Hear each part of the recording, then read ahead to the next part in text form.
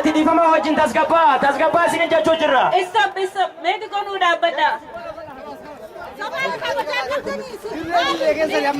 Yeroo tokkomee bakka kanatti argamu argamtan hundi keessanuu kan dubaraas gama tokkoon akka nuurtan kan dhiiraatis akka gama tokkoon nuurtan jaalalaa fi kabajaan isin gaafannaa ilmaan Oromoo gammachuun guddaan akka isinitti jiru nu beekna.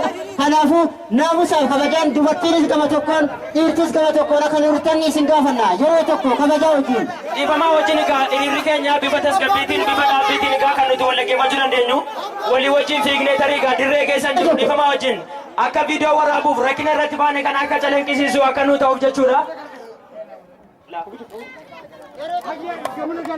Dhiifama wajjin egaa koreen naamusaa bakka tokkotti akkasiin qajeeltan isin yaamu jira tartiiba nu gala. Egaa dhaadannoon keenya waa'ee lola daangaalee Oromiyaa mara irratti deemaa jiruuti. Dhaadannoon keenya kun irraa loon keenya jira.